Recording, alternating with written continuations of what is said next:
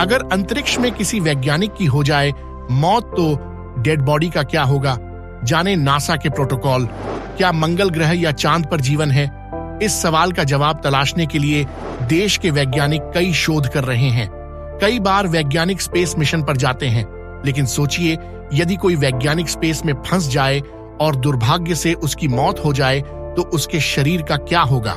अमेरिकी agency NASA ने इसके लिए गाइडलाइन बना रखी है।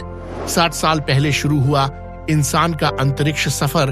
पहले वैज्ञानिक कभी चूहों या कुत्ते को अंतरिक्ष में भेजते थे, क्योंकि किसी इंसान को स्पेस पर भेजना बेहद कठिन काम है।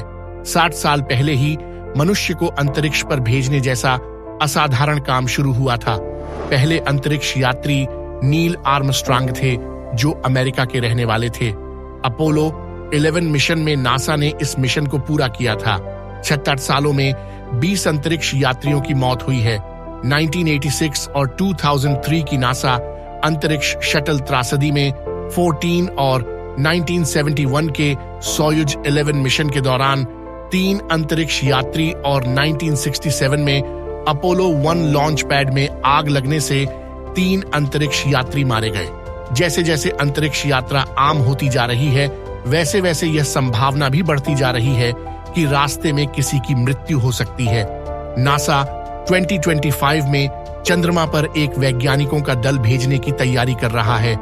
इसके अगले दशक में मंगल ग्रह पर अंतरिक्ष यात्रियों को भेजने की भी प्लानिंग है। चांद या मंगल पर मौत हो तो क्या होगा? अंतरिक्ष यात्रा पर जाने से पहले वैज्ञानिकों को हर कठिन परिस्थिति के लिए तैयार किया जाता है। उसे जांच की कई प्रक्रियाओं से गुजरना पड़ता है। यह काम अंतरिक्ष चिकित्सा दल करता है। यदि कोई मिशन पर मर जाता है तो चालक दल कुछ घंटों के भीतर एक कैप्सूल में शरीर को पृथ्वी पर वापस ला सकता है। यदि मौत चंद्रमा पर हुई है तो दल कुछ ही दिनों में शव के साथ पृथ्वी पर लौट सकता है। यदि डेड बॉडी को पृथ्वी पर लाना असंभव है तो नासा की पहली प्राथमिकता यह है कि बाकी दल सुरक्षित पृथ्वी पर लौट आए।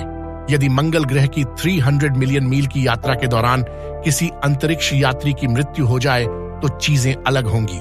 ऐसी दशा में चालक दल संभवतः मुड़कर वापस नहीं जा पाएगा।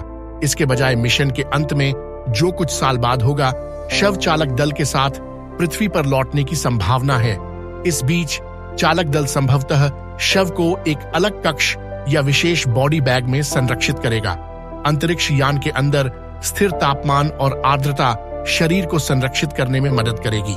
लेकिन ये सभी परिदृश्य केवल तभी लागू होंगे जब किसी की मृत्यु अंतरिक्ष स्टेशन या अंतरिक्ष यान जैसे दबाव वाले वातावरण में हुई हो। क्या बिना स्पेससूट के यात्रा संभव?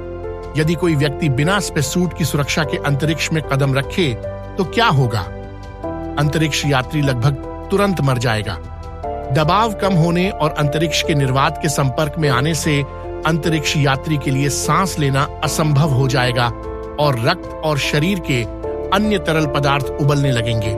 चंद्रमा पर लगभग कोई वायुमंडल नहीं है। मंगल ग्रह का वातावरण बहुत पतला है और लगभग कोई ऑक्सीजन नहीं है।